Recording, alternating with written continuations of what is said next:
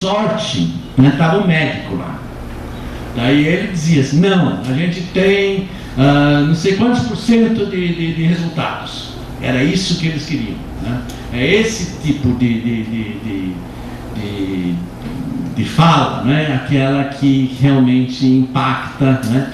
E essa abordagem mais questionadora, mais divagante também, né? Ela às vezes não pega tão bem, né? As pessoas querem assim, preto no branco, sim ou não, né?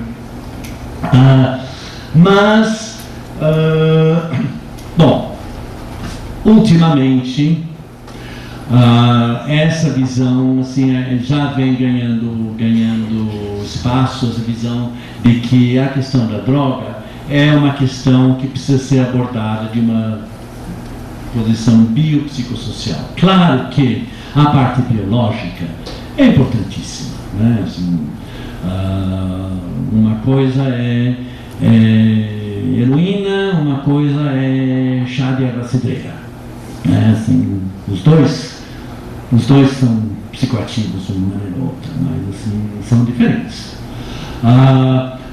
Mas você tem que pensar também no aspecto psicológico. Esse também já é um pouco mais aceito, né? Mas a gente tem que pensar que diferentes pessoas, né, vão ter diferentes expectativas, vão ter diferentes estruturas de personalidade, né? Se digamos, algumas pessoas podem ter um aspecto violento que elas aprenderam a recalcar, né? Elas vivem em sociedade bem tranquilos, elas podem ter umas reações violentas, mas não aprenderam a controlar isso. Outras pessoas não têm essa reação violenta assim, pronto. Daí, uma pessoa, digamos, que tenha esse aspecto, esse componente assim, recalcado, violento, né? Se ela toma um psicoativo, isso pode levar a um abaixamento, a um enfraquecimento desse recalque. E daí, puma, sai aquela parte violenta dela, que normalmente você não vê. A outra, não, porque pode desrecalcar, talvez saia uma coisa mais sexual, sei lá o quê, um outro aspecto que ela também recalca, mas não é essa coisa violenta. Mas isso para dizer que assim, não é a droga, não é a cocaína que faz a pessoa ser violenta. Se a pessoa vai ter uma reação violenta ou não, isso daí é alguma coisa a ver com ela, com a estrutura de personalidade dela, né? E outras coisas assim, o seu estado de ânimo, né? Se eu vou assim, estou numa festa e assim, estou curtindo e eu tomo várias caipirinhas, assim, dentro de um determinado limite, né? Mas assim, daí eu fico hiper assim, eufórico, danço, conto piada, é ótimo. Agora, digamos assim, eu estou assim, tem que ter uma discussão da relação com uma pessoa que eu vou encontrar num bar, a gente vai ter essa conversa difícil, daí ela não vem, e eu estou lá assim, bebendo na minha cerveja, enquanto ela não chega, a caipirinha. Posso beber a mesma quantidade. Em vez de ficar eufórico, assim, eu vou ficando mais e mais e mais deprimido, né? Isso tem a ver, né, novamente, já aquilo que eu trouxe para a situação. Não foi a bebida, ela simplesmente, talvez permitiu uma maior mobilidade, uma maior, assim, né, dos meus sentimentos. Mas para onde foram os sentimentos, isso tem a ver comigo, né, ou com a situação. Bom, então, é todo um campo enorme, né, que a gente pode falar sobre esses aspectos psicológicos, né, que são também muito importantes. E então, esses dois aspectos, o aspecto, digamos, farmacológico, biológico e o aspecto psicológico já são temas assim abordados já há décadas assim nessa discussão da questão das drogas, do efeito da droga, etc. Agora, o terceiro, não é, esse aspecto sociocultural, isso é algo assim ainda bastante novo, né, que agora começa a ser mais reconhecido. Alguns lugares, esse centro onde eu trabalho, o CETAD, tem um diretor lá, o diretor fundador, o Antônio Neri, ele, conheci ele quando eu trabalhava no CETAD, em 88, 89, por aí, e já naquela época ele tinha um interesse em antropologia, apesar de ser médico, daí ele até assim, se doutorou em antropologia. E ele gostava de conversar comigo e acabou assim me chamando para ir trabalhar com ele em Salvador. Tinha lá em São Paulo, na Escola Paulista de Medicina, tinha o PROAD, que é um centro assim, muito parecido com o CETAD, em que também o diretor da Arthur Xavier, também, quando eu morava em São Paulo, me chamou para ir trabalhar com ele. Mas, nessa época, essas pessoas eram bastante pioneiras, eram médicos que tinham esse interesse, né? E hoje em dia a coisa já está um pouco mais, sabe, já há um espaço um pouco maior para o cientista social nessa discussão e trabalhando em alguns desses centros, né, mais discutindo as políticas. Eu não trabalho diretamente com a clínica, mas eu ajudo eles a pensarem mais amplamente sobre a questão das drogas, pesquisas e coisas assim.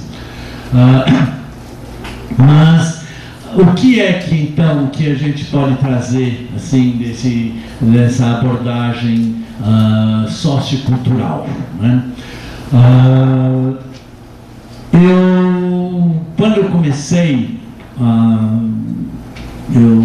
trabalhar com esse tema, né, eu tinha terminado de fazer o meu doutorado, que foi sobre o movimento gay em São Paulo. E eu, na época, era motivado para fazer essa pesquisa porque eu conhecia o mundo gay, eu via pessoas assim perfeitamente normais, né, assim, e elas eram estigmatizadas como doentes e mau caráter, imorais, etc, etc, etc. E eu militei assim, no movimento, fiz essa minha tese, e daí me enchi o saco, assim, por uma série de brigas e coisas assim. Mas eu também conhecia esse mundo do uso da maconha, né? Também era um usuário. E também via o mesmo tipo de estigmatização.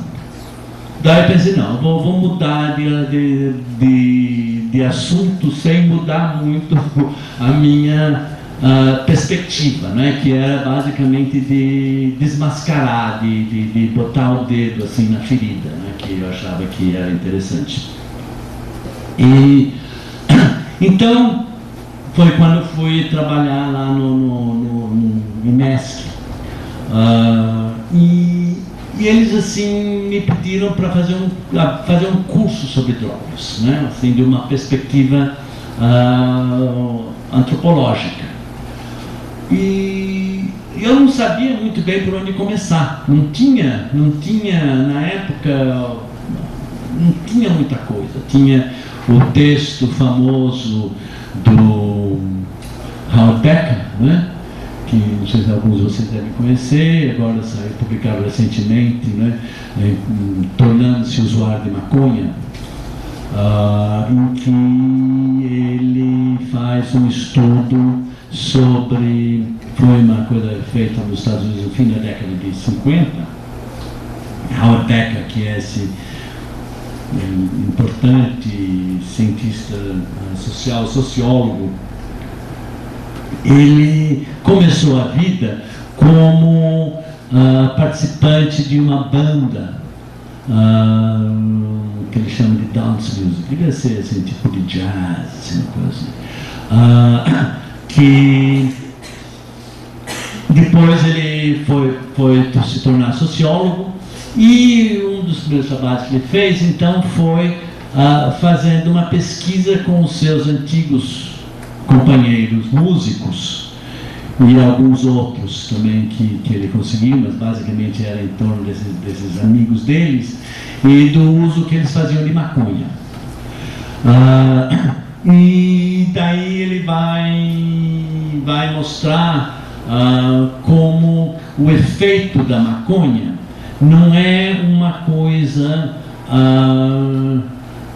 dada, assim, já automático, que você tem que aprender a reconhecer os efeitos. A primeira coisa que ele descobriu é que grande parte dos entrevistados dele, quando ele perguntava assim, como foi a primeira vez que você usou?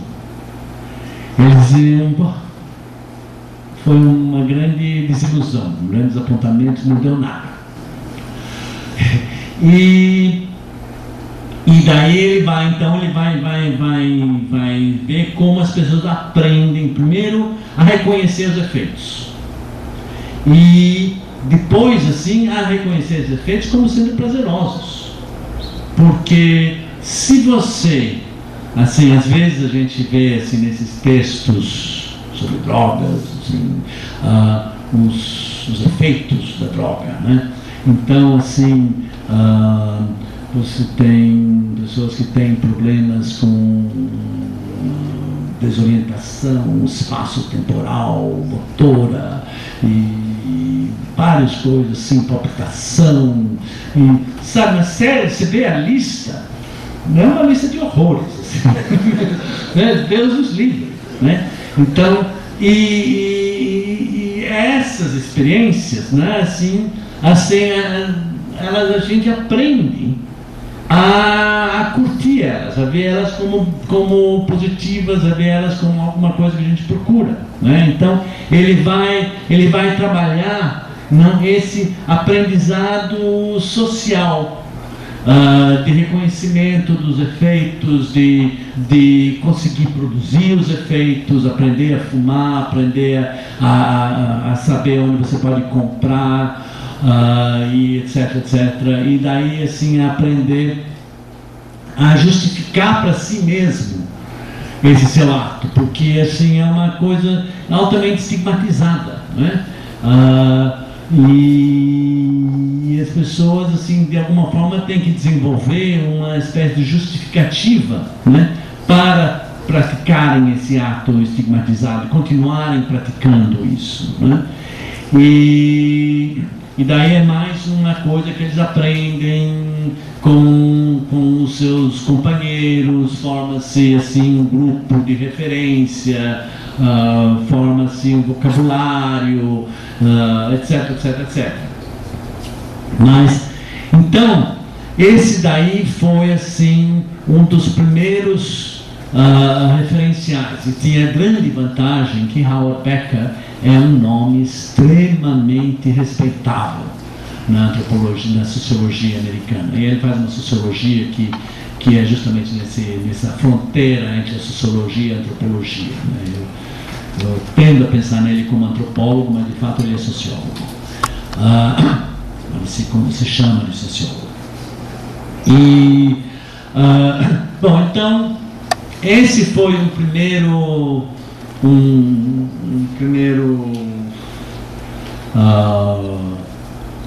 caminho, né? Agora, esse texto não era traduzido para o português.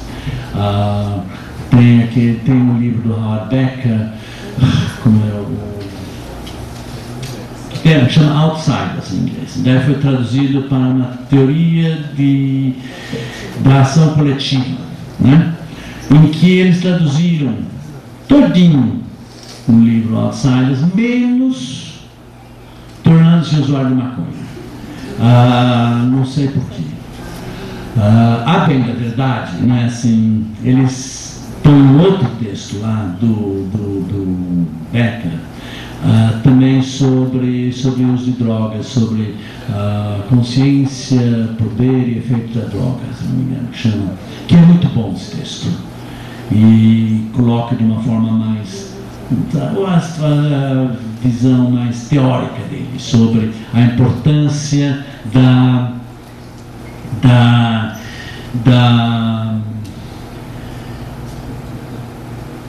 do grupo e da cultura da droga, a importância desse saber a respeito da droga que circula entre os usuários e que é aquilo que leva eles a fazerem diferentes tipos de uso e a tomarem os devidos cuidados que podem ser necessários, né? Então, ele é muito a favor de uma disseminação desse saber sobre a droga, que é interessante que o senso comum fala que uma das piores coisas que existe é a cultura da droga e que a gente tem que acabar com essa cultura da droga. Aí ele diz, não, a cultura da droga é algo importante, é o que leva a um uso menos danoso. Então tem esse artigo aí, mas é assim interessante que esse outro artigo que ficou muito famoso e que é assim, tem um título meio provocativo, né? Tornando-se usuário de maconha.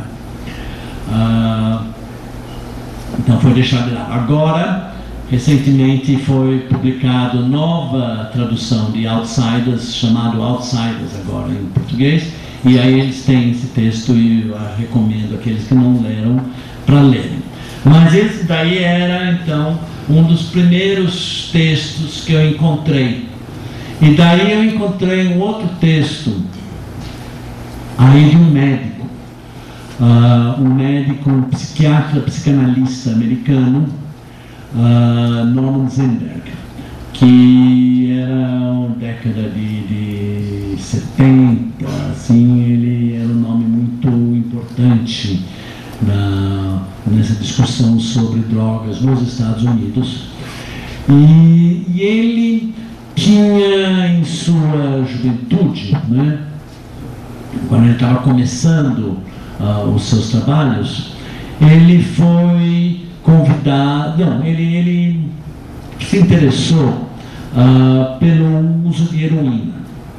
E naquela época a heroína nos Estados Unidos era completamente proibida e não havia nem uso de metadona para tratar a heroína. A heroína é uma coisa assim que é isso, feitiço sem vergonhice, e você tem que a forma de você parar de ser dependente de heroína é você assim tomar juízo e parar de usar, e pronto, uma coisa de vontade só, que não funcionava, né? E assim, e devido à criminalização, a dificuldade de se conseguir heroína, etc., você tinha um mercado negro muito violento, e a cena da heroína nos Estados Unidos era uma cena violenta. Na Inglaterra havia uma outra abordagem. Havia um que eles chamavam de tratamento de manutenção. Então, o problema básico com a heroína é que ela causa uma dependência física. E então, as autoridades sanitárias inglesas, elas tinham a política de dar, assim, receitar uma quantidade pequena, mas uma quantidade de heroína diária para os dependentes, que preenchia as necessidades físicas.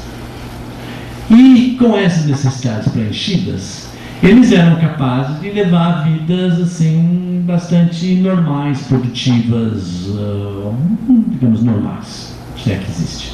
Mas e era assim, o mundo da heroína na Inglaterra, então era um mundo bastante pacífico, muito diferente do americano. E o Norman Zenberg, então, ele vai lá e vai estudar como é que se dava esse uso de heroína na Inglaterra em comparação com os Estados Unidos, e daí ele traz os seus resultados de campo para os Estados Unidos, e ninguém nem acredita nele. Assim, era essa situação, né, de que há um fechamento assim, de cabeça, as pessoas não querem ver, não querem pensar, sabe? A gente conhece, né?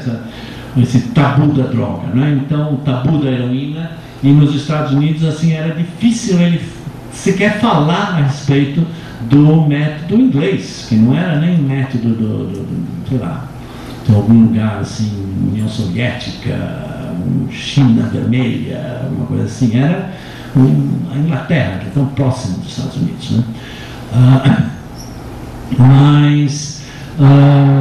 Então, daí ele começa essa pesquisa, então ele começa a questionar essa visão assim determinista, né, sobre efeitos de drogas, e depois ele faz uma ampla pesquisa, ele consegue um senhor financiamento, e ele faz uma ampla pesquisa sobre usuários de heroína, LSD, que era a época que LSD era visto como uma grande preocupação, né?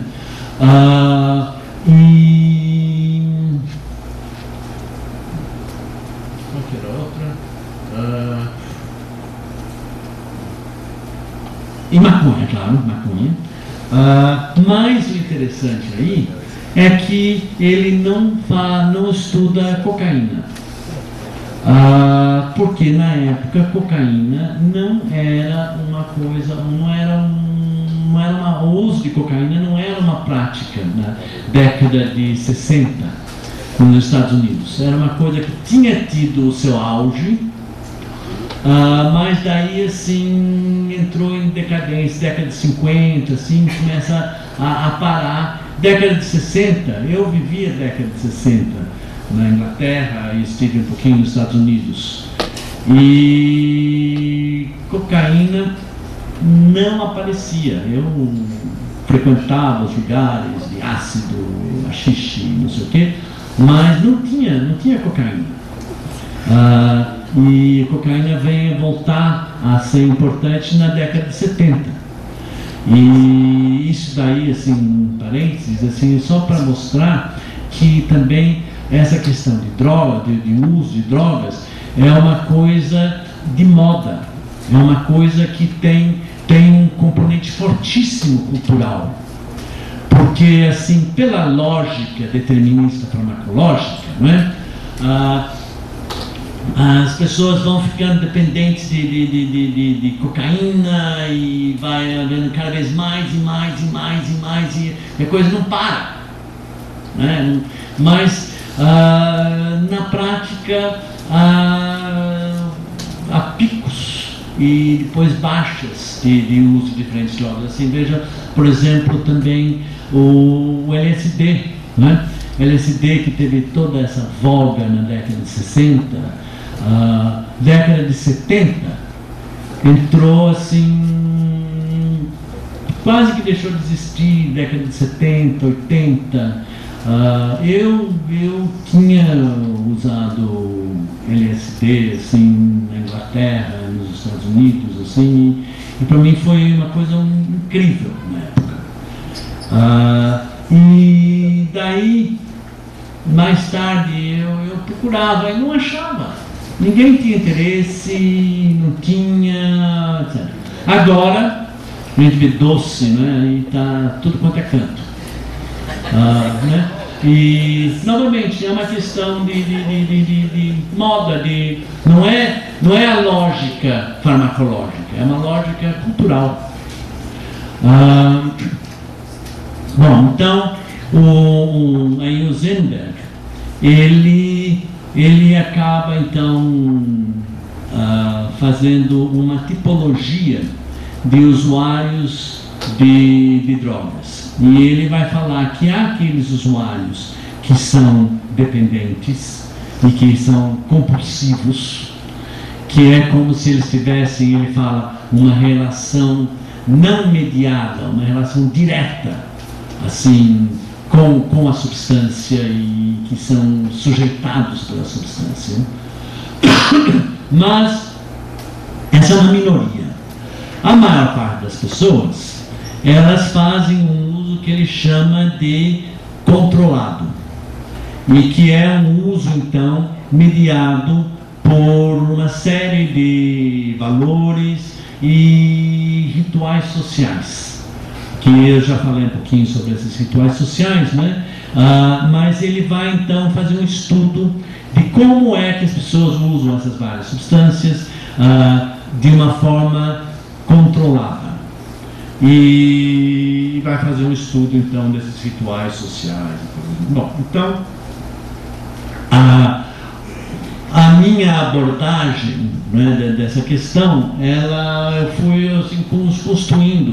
Na época eu não tinha referenciais, né, tinha que fazer esse curso, né, e tinha que procurar referenciais. Então, esses dois, digamos, foram os pilares aí do meu pensamento, da orientação do meu pensamento, e continuam até hoje.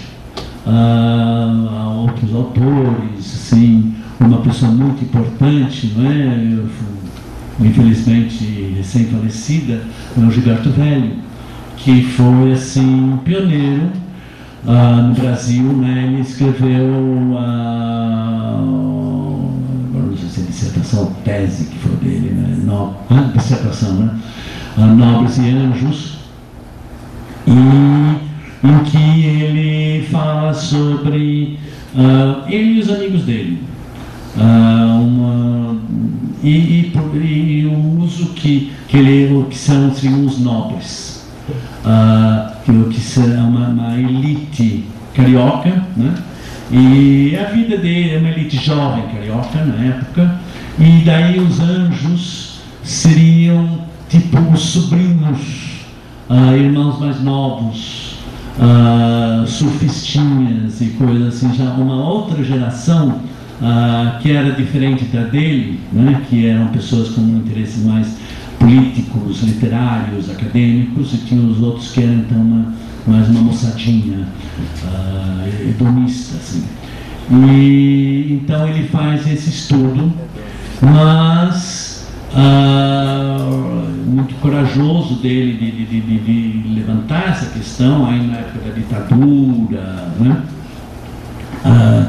Mas ele não publica. Ele só vem a publicar o livro bem mais tarde. E ele dizia que ele não queria expor os amigos dele, o grupo dele. Eu, assim, mais ou menos conheço algumas pessoas desse grupo, eu leio o livro, não consigo reconhecer ninguém, mas mesmo assim.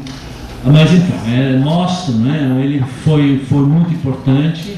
Novamente, o fato dele ser assim, um dos grandes antropólogos contemporâneos brasileiros, né, também dava uma capa de respeitabilidade, né, que era necessária, né, para a gente poder levantar essas questões. E eu sou muito grato a ele por ter aberto esse caminho no Brasil para a gente, porque também eu volta e meia eu jogava Howard Becker, Gilberto Velho, soquei na cara das pessoas para meio que me justificar. Bom, eu não sei assim como é que vocês estão pensando, assim, vocês poderia encerrar aqui, daí assim qualquer coisa a gente fala mais, só para não ficar não vou, eu falo forte, eu já tinha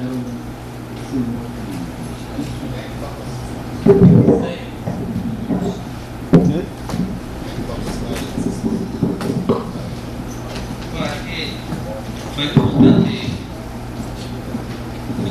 várias coisas que você colocou, mas foi legal a gente ver que ao longo do início do século cá, nesses últimos anos, nós viemos tendo um trabalho de conscientização, né, da questão das drogas, mais especificamente da questão da maconha,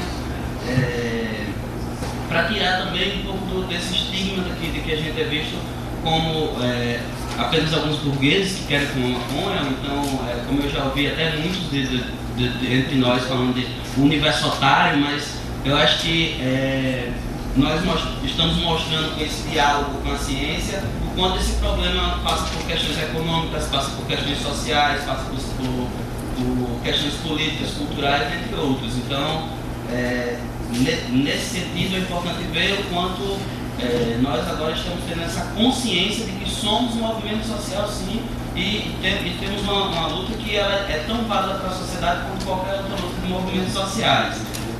Nesse sentido, eu acho legal também frisar a importância dos coletivos, né? O coletivo Cannabis Sativa de estudantes e mais frequentadores do setor 2, que vem trazendo ao longo desses ciclos essa discussão científica para a nossa sociedade, o coletivo da Marcha da Maconha, que foi criado esse ano para exatamente colocar à frente, para botar a marcha nas ruas, o coletivo Juiz Torrado de Mossoró e outros coletivos que me pensam, né, Eduardo? Acho que essa coisa de coletivos é uma questão muito de afinidade, as pessoas vão para as suas afinidades e vão formando o todo que é esse movimento social que estamos todos inseridos, né? Acho legal também frisar aqui a presença do professor Carlos Guilherme, que está com essa pesquisa com redução de danos. Nós tivemos 2 trabalhos a ser de 2 orientantes, a Natália e o Duarte, que vai apresentar hoje. A Natália apresentou ontem, né? Então acho legal estar se inserindo também nessa discussão junto com a gente para construir uma conscientização, né, das pessoas. Agradecer também a Elizabeth que está aqui, que vem acompanhando do Naves, né? O Naves filmou a marcha, filmou alguns momentos nossos, né? Então agradecer a vocês e a todos que estão presentes. Eu acho que a gente pode abrir agora para as questões. Professor Renato. Coloque sim.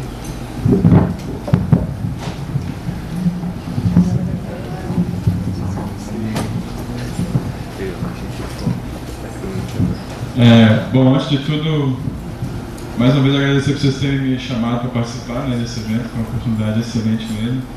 E parabéns pela fala, né, assim, um prazer conhecer pessoalmente, né, já conheço, inclusive, para quem leu o meu livro, né, com o Siddhartha, Maconha, Cérebro e Saúde, tem lá uma parte muito importante que fala da história, né, do uso das culturas. Eu usei muitas referências, né, do Edward, foi muito importante.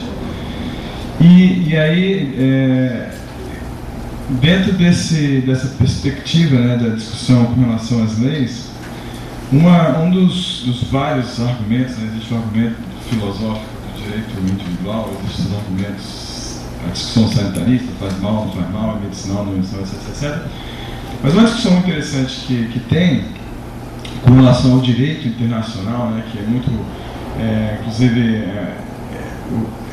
ela é importante no sentido da discussão de que a gente está um pouco amarrado nesses acordos internacionais e tal, e aí justamente é importante no sentido de esse argumento, porque ele traz, do ponto de vista do direito internacional, o argumento de que o uso da droga, como sendo um fator de comportamento social, gera uma certa identidade, né, entre os usuários pelo ato em si, né, de usar, e pelos ritos associados, né, que se criam, ou dos quais derivam esse uso, e que então qualquer tipo de proibição do uso de fármacos nesse sentido seria uma contrariedade, né, ao, se não me engano, no artigo 7º da Carta dos Direitos Humanos, que diz que toda subcultura tem direito de manifestar seus ritos, seus costumes, né? Subcultura não no sentido pseudo-pejorativo, né, mas no sentido de um subgrupo que tem os seus próprios costumes.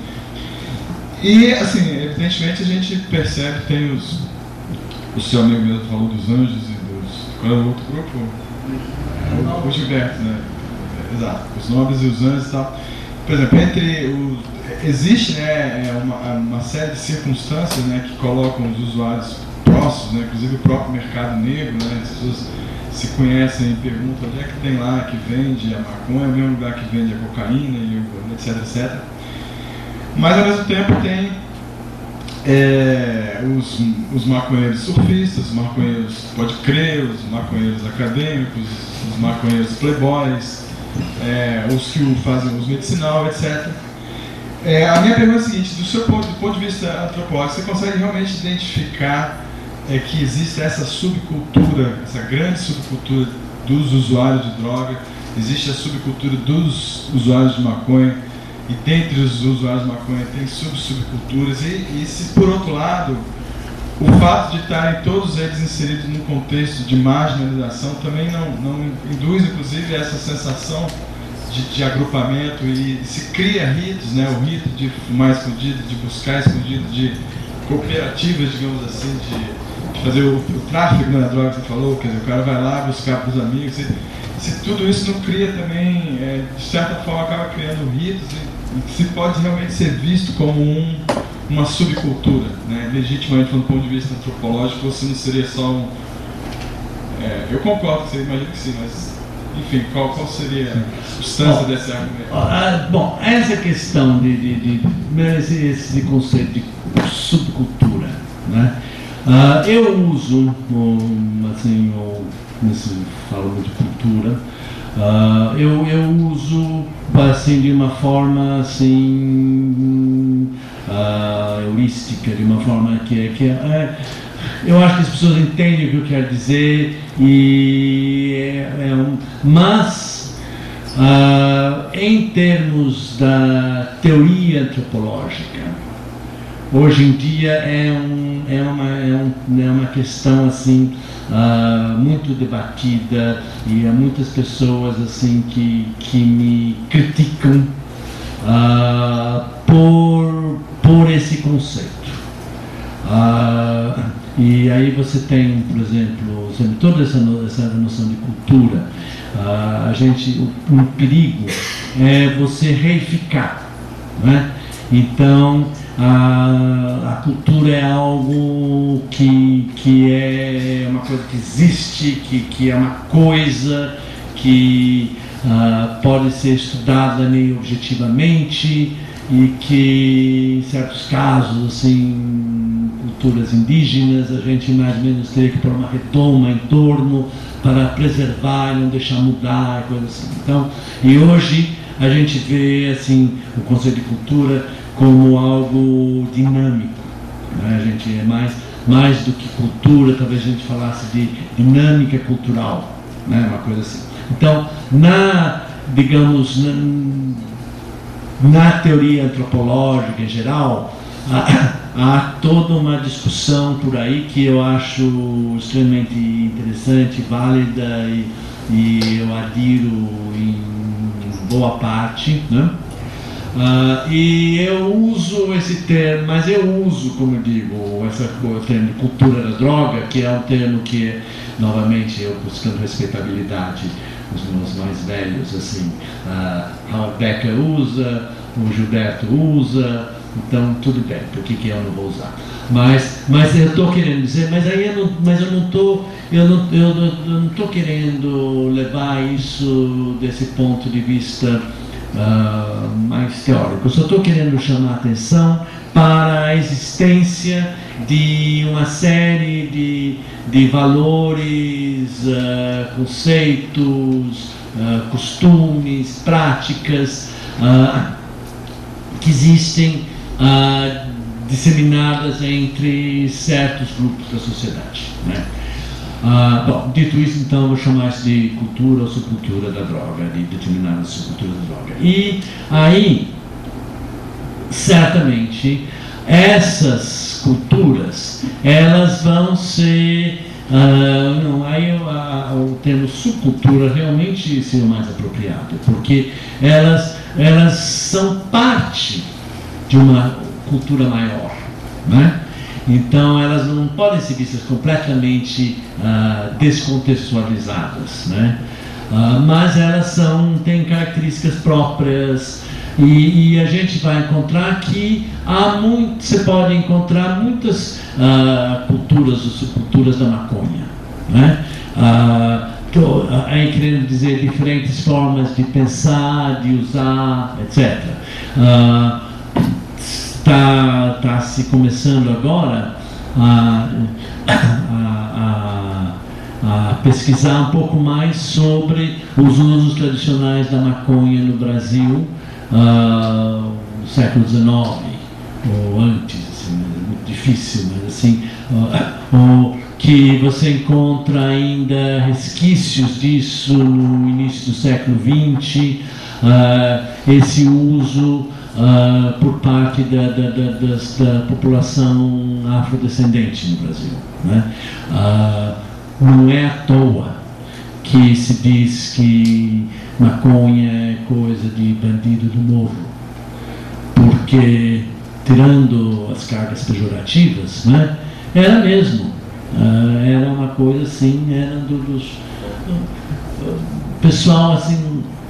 E essa é uma questão assim, que eu acho importante as pessoas, os militantes assim, da causa negra assim, assumirem um pouco mais. Porque da mesma forma como se estigmatizou, se criminalizou a capoeira, o candomblé, também a maconha. É outra prática negra tradicional que era vista como ameaça, seja a ordem, seja a civilização, ao progresso, né, visto nesses termos eugênicos e evolucionistas raciais do início do século.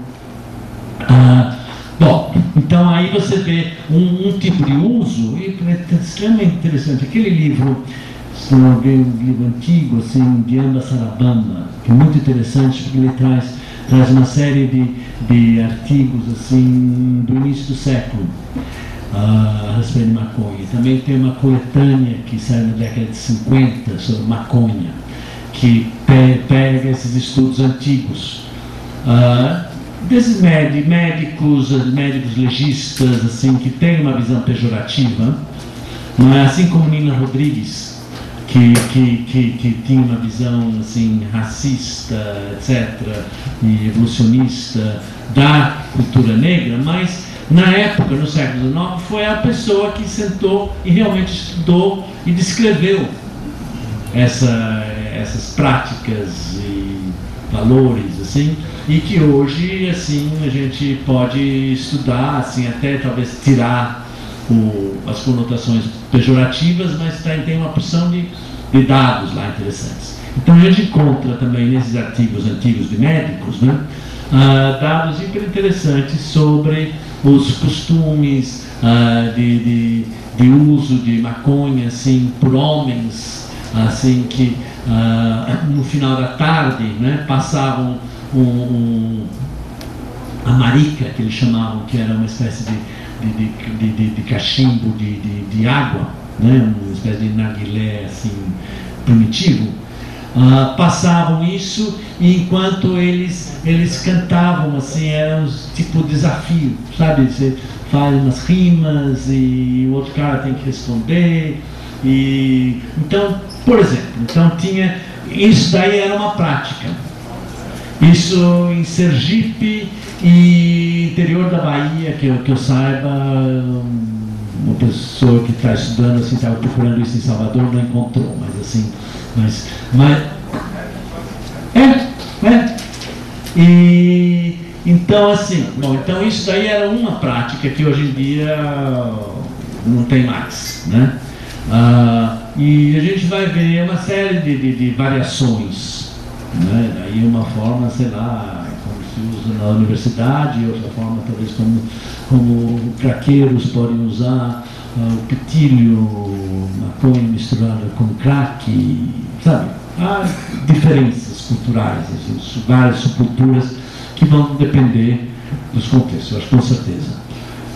Tem umas perguntas? Marcos? Só para complementar, se haveria alguma coisa a ser verificada, que a própria lei dos vícios é um costume, Claro. Sim. A lei, então. A lei é muito importante nisso, porque assim. Sim, a lei aí é responsável por tudo que é de ruim nesse caso, né? Porque você fica difícil você, em primeiro lugar, discutir o assunto. Então, essa circulação de saberes, do qual fala o Becker, não é? fica travada. E essa é nessa discussão, nesse saber informal, assim, empírico, leigo, é que assim se forma maneiras menos danosas, mais proveitosas de usar as substâncias. Também uma coisa assim,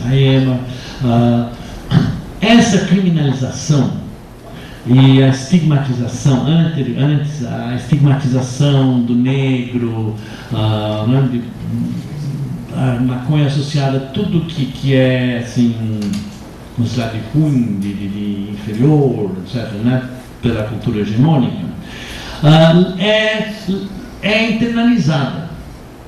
Então você frequentemente, né, assim, a maconha para muita gente ainda é uma coisa de malandragem, talvez até um pouco assim para nós assim na universidade, assim, é uma coisinha meio do contra, meio rebelde, né?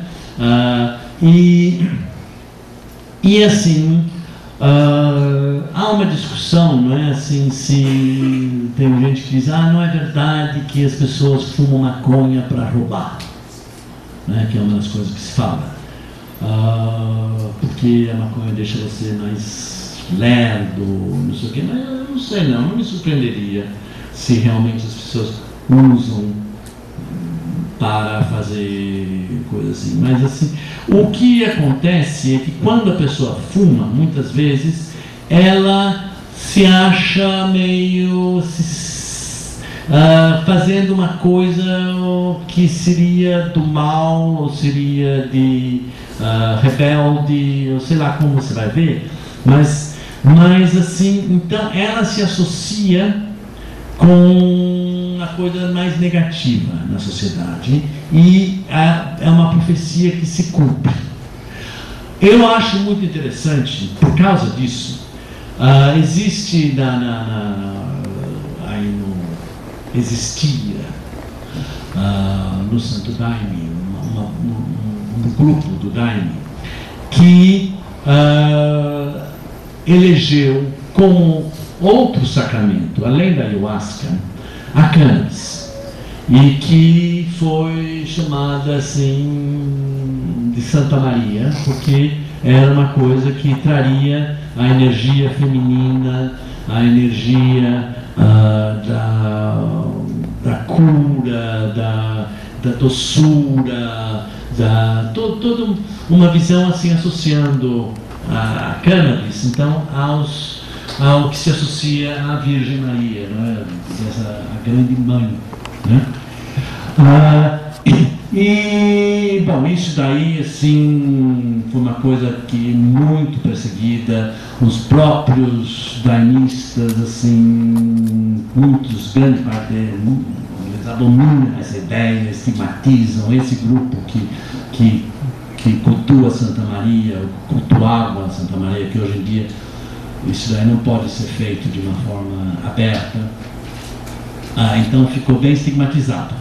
Mas eu acho, assim como essa noção da ganja, o uso da ganja pelos Rastafaris, e como uma forma de cultuar já Deus, né?